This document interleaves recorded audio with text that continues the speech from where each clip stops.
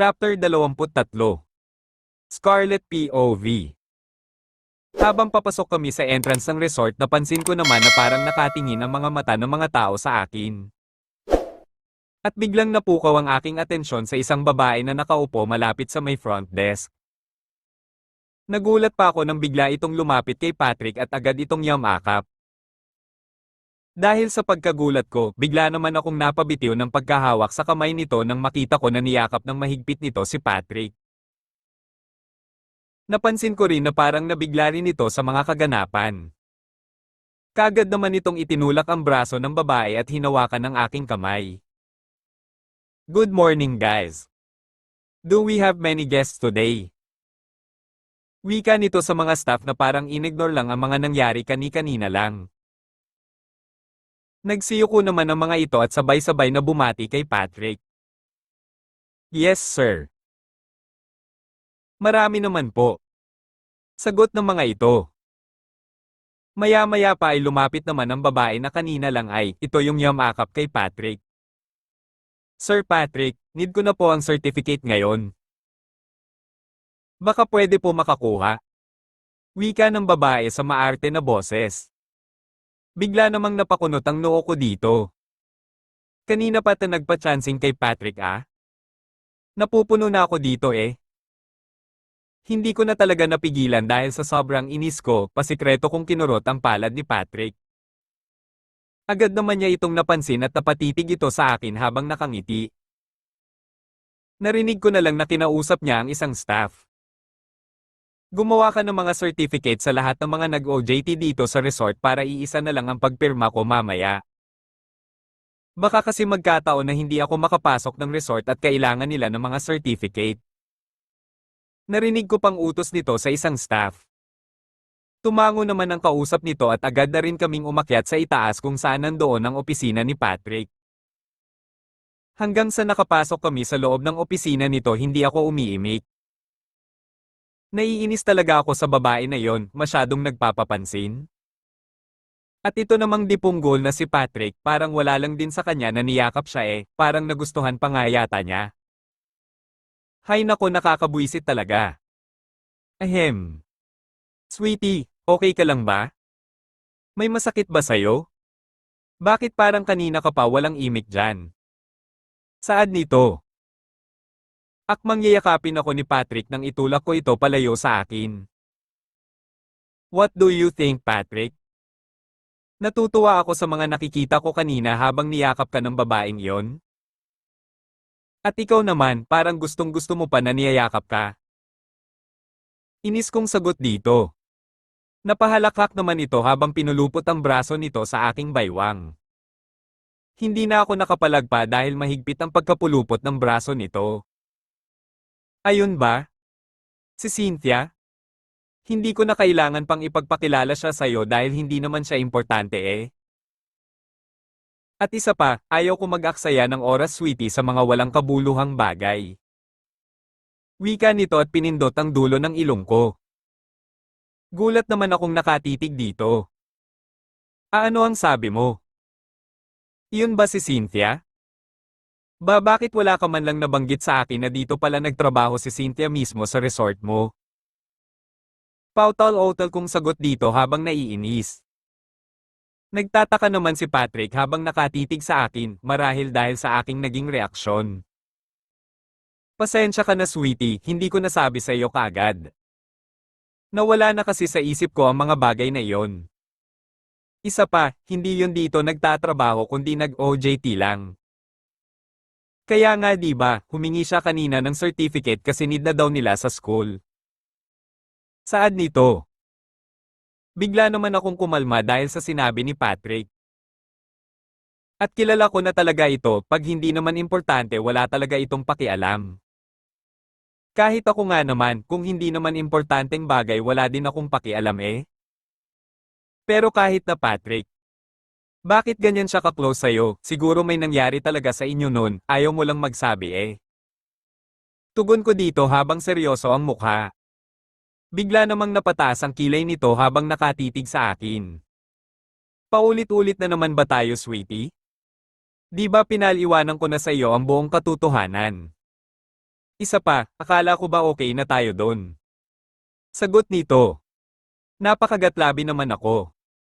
Nabanggit ko lang naman ulit iyon kasi naiinis lang talaga ako sa kanya, pero ayos na talaga iyon at naniniwala naman talaga ako sa explanation nito na wala talaga nangyari sa kanila ng Cynthia na iyon.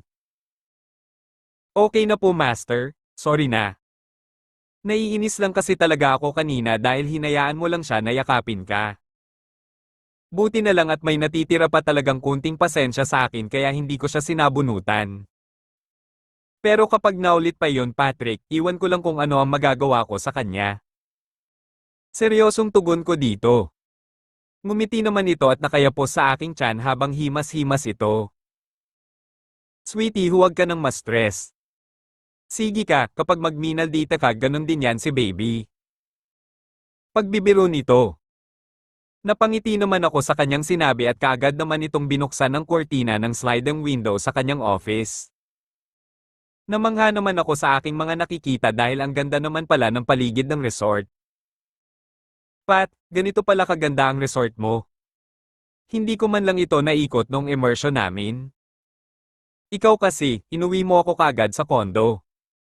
Pagmamaktol kong wika dito. Lumapit naman ito sa akin at niyapos ako habang nakatalikod. Sweetie, don't worry, we will rotate the entire resort later. But before that, magpahinga ka muna para may lakas ka mamaya sa pamamasyal natin. Sagot nito. Ngumiti naman ako dito at agad na hinalikan ng pisngi. Thank you, Pat.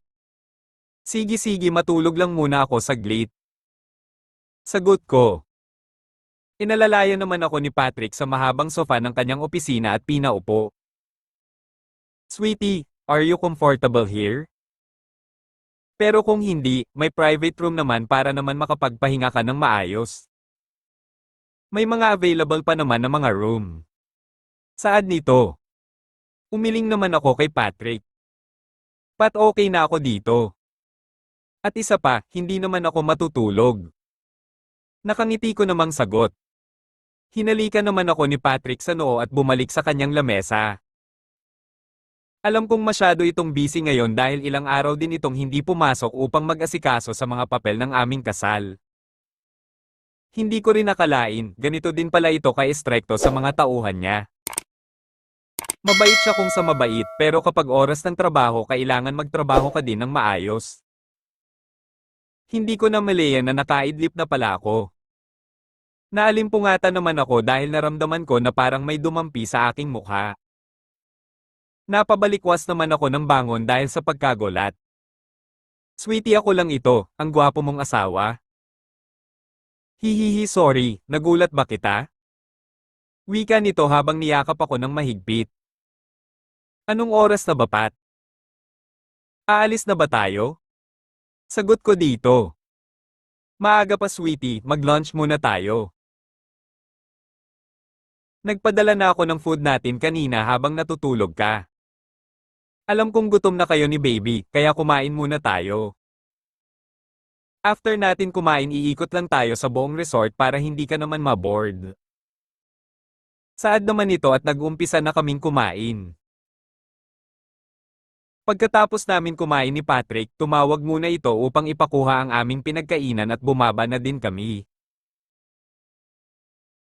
Pagdating namin sa may lobby dumaan lang ito sa may front desk at may pinirmahan na mga papel.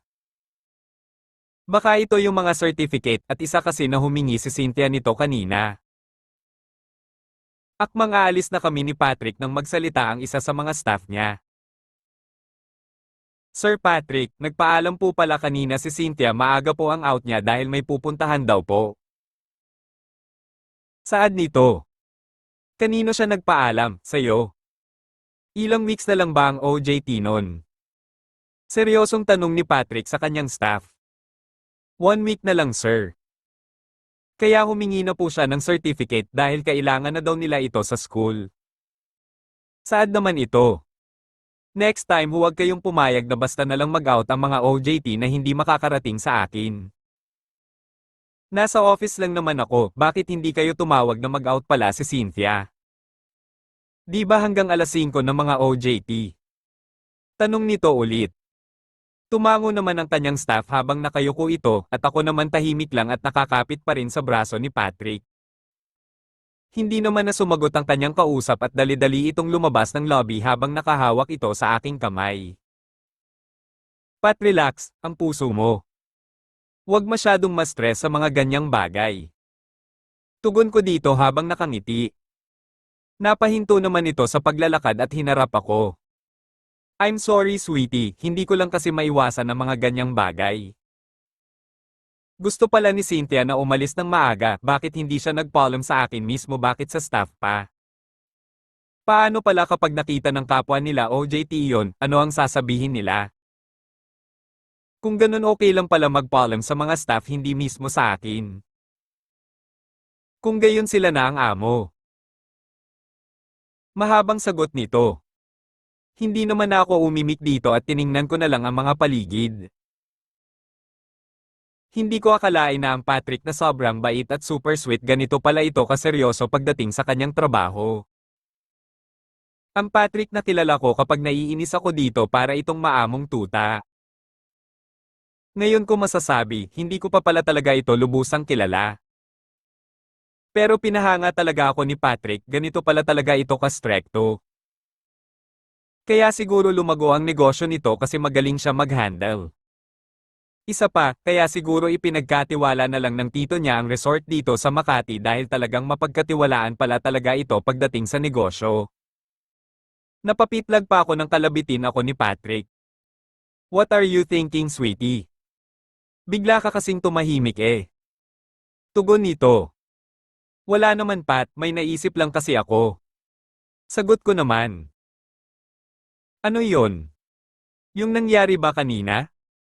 Tanong nito sa akin. Iiling-iling naman ako dito. Hindi yon, ngayon ko lang kasi na-realize na hindi pala talaga kita lubusang kilala Patrick. Ang buong akala ko kilalang kilala na kita. Sagot ko. Napatitig naman ito sa akin ng seryoso. What do you mean, sweetie? Anong hindi lubusang kilala? Nalilito nitong tanong sa akin. I mean, kapag magalit ka sa mga staff mo. At isa pa, napakaseryoso mo pala talaga pagdating sa trabaho. Hindi ko lang kasi ini-expect na may ugali ka palang ganyan kung makapangasar ka kasi sa akin dati wagas. Tugon ko dito. Ngumiti naman ito at pinindot ang dulo ng ilong ko. You know what, ang cute mo sweetie. Mas mabuti pa siguro, pumunta na lang tayo ng mall ngayon. Mas marami ka pang iniisip kaysa sa akin pag nandito ka sa resort eh. Sagot nito at inakbayan na ako nito papuntang kotse, while my right arm was hugging his waist.